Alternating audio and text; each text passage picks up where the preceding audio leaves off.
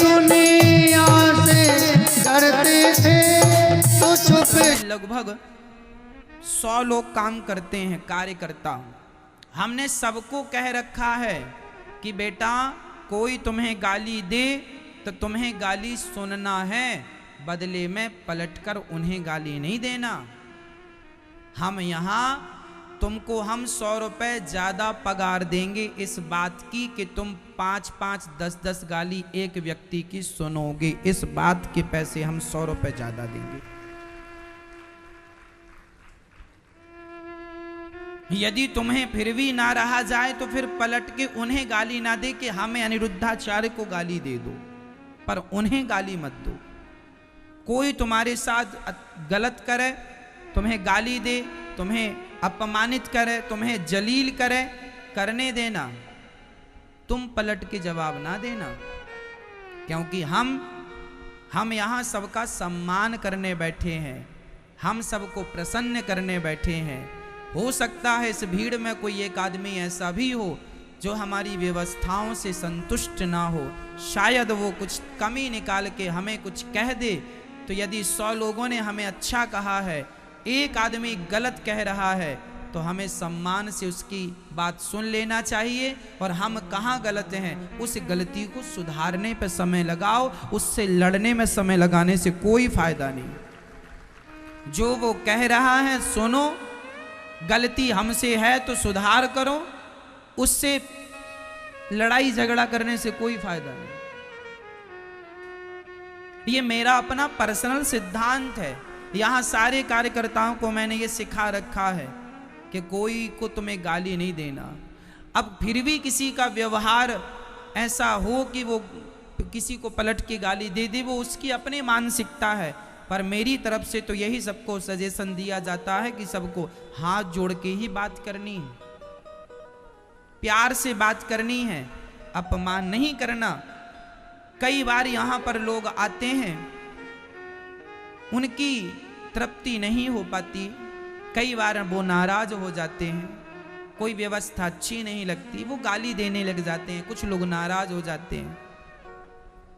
हम तुरंत उनकी बात सुनते हैं, स्वीकार करते हैं कि हाँ हमसे गलती हुई, त्रुटि हुई, उसके लिए आप क्षमा कीजिए, अगली बार आप आएंगे तो यह गलती हम नहीं करेंगे, नहीं मिलेगी, आप क्षमा कीजिए। हाथ जोड़ करके इतना कह देने से काम बन जाता है। जब इतना कह देने से काम हो रहा है तो लड़ाई झगड़ा करने से फायदा ही क्या। तुम हमें गाली दो, हम तुम्हें गाली दें, क्या ये समझदारी है?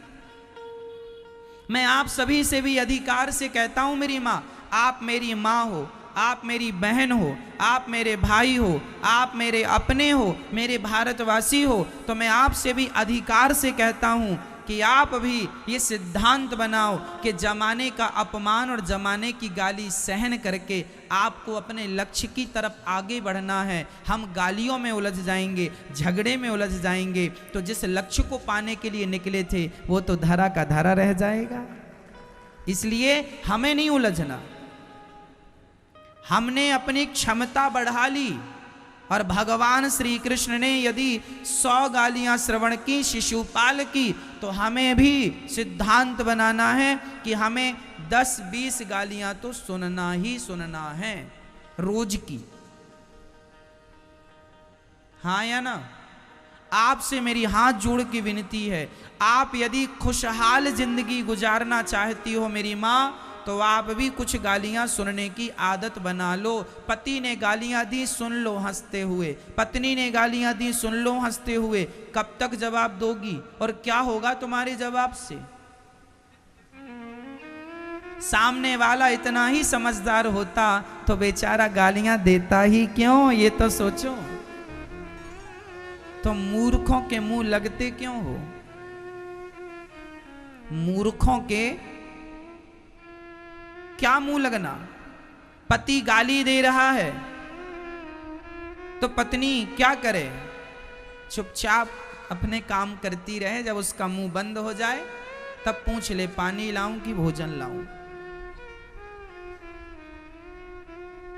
अभी उसका मुंह चालू है, पगुरा रहा, बोल रहा, गुस्से में है, अभी मूर्ख बना हुआ है, अभी ये इसके अंदर मूर्खता सवार है, कलयुग घुसा पड़ा इसकी खोपड़ी में। चुप रहो। दुष्ट आदमी के सामने तो चुप ही रहना अच्छा है भाई साहब। देखो बोलना अच्छा नहीं है। कुछ लोग ऐसे होते हैं, एक आदमी बहुत गुस्सा कर रहा था, पहले धीरे धीरे गालियां दे रहा था, और किसी ने छेड़ दिया, क्यों गाली देते हो? अब वो और जोर जोर से जोर जोर से कुत्तों की तरह चीखने लगा। कुछ लोगों की आदत होती है कि जरा उन्हें छेड़ दो ना तो वो कहावत है, इन लोगों को सामान्य भाषा में कहा जाता है, वो शब्द हम नहीं प्रयोग करेंगे, अच्छा नहीं लगेगा। यही कह देंगे आपके लिए कि कुत्तों के मुंह क्या लगना।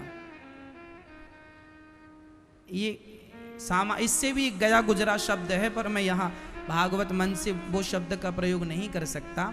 इस शब्द का प्रयोग करता हूं उसकी जगह। कहावत हमारे यहाँ कहते हैं, कुत्तों के मुंह क्या लगना। क्या कुत्तों के मुंह लग रहे हो? इसलिए मैं आपसे कहता हूं मेरी मां, जब कोई आपको गाली दे, आपका अपमान करे, समझ लेना कि वह व्यक्ति ठीक नहीं है। आपकी भलाई इसी में है कि आप चुप रहें। और आप भी बोलेंगे तो अभी एक कुत्ता भौंक रहा था, अब 2 कुत्ते भौंक रहे हैं। तुमने पलटकर गाली दी तो कुत्ता 1 था, अब कितने हो गए? 2। तो तुम दूसरे में अपना नाम ना दर्ज कराना, उसको ही रहने दो, महापुरुष उसको ही बनने दो, तुम अपना चुपचाप रहो। प्रिय भक्तों, मनुष्य ये समझ ले शास्त्रों का सार है, सुख दीन है सुख होत है, दुख दीन है दुख होए। हम सुख देंगे तो हमें सुख मिलेगा, हम दुख देंगे हमें दुख मिलेगा। इसलिए हम आपसे कहते हैं, दुख देने से कोई फायदा नहीं, अपमान करने से कोई फायदा नहीं। जब भी समय मिला करे सबका सम्मान किया करो। सम्मान देने से सम्मान बढ़ता है। सम्मान देने से सम्मान बढ़ता है। आपने किसी का सम्मान किया तो जिसका सम्मान आपने किया वो जरूर सोचेगा, इन्होंने मेरा सम्मान किया है, कहीं ये मिलेंगे तो मैं इनसे बढ़कर, इनका जितना इन्होंने किया उससे बढ़कर मैं इनका करूंगा। सच कहता हूं, सम्मान देने से सम्मान बढ़ता है। इसलिए सम्मान प्राप्त करना है, सम्मान लेना है, तो सम्मान लेने के पहले सम्मान देना सीखो। सम्मान लेने के पहले सम्मान। ये दास अनिरुद्ध रोज सवेरे उठ करके कम से कम 100 ब्राह्मणों के चरण रोज धुलता है। रोज मैं चरण धुलता हूं, मैं सारे ब्राह्मणों के चरण धुलता हूं। क्यों धुलता हूं? क्योंकि सम्मान देने से सम्मान मिलता है, सम्मान बढ़ता है। जब मैं इनके सेवा करूंगा, इनके चरण धुलूंगा, तो ये सम्मान करेंगे। और ये मेरा धर्म भी है कि मैं ब्राह्मणों के चरण धुलूं, ये मेरा कर्तव्य भी है। मैं इस उम्मीद से काम नहीं करता कि मुझे इसका रिस्पॉन्स सम्मान मिले ना, मैं तो केवल अपना फर्ज निभाता हूँ। मेरा धर्म है ब्राह्मणों की सेवा करना, मेरा धर्म है माँओं की सेवा करना। मैं अपना काम करता हूँ, उसके बदले कोई मेरा सम्मान करे या अपमान करे, मुझे फर्क नहीं पड़ता कि आप मेरे साथ क्या कर रहे हैं, मैं आपके साथ क्या कर रहा हूँ। ये मेरे लिए बहुत अच्छी बात है कि मैं आपके साथ क्या कर रहा हूं। आप मेरे साथ क्या करेंगे वो आपकी अपनी मानसिकता है, वो आपके अपने संस्कार हैं। मेरे संस्कार ये हैं कि मैं आपके साथ अच्छा करूंगा। बस मुझे मेरा पता है, मुझे जमाने का पता नहीं है। मैं अपना ठेका तो ले सकता हूं, जमाने का ठेका नहीं ले सकता। कहो मेरी मां।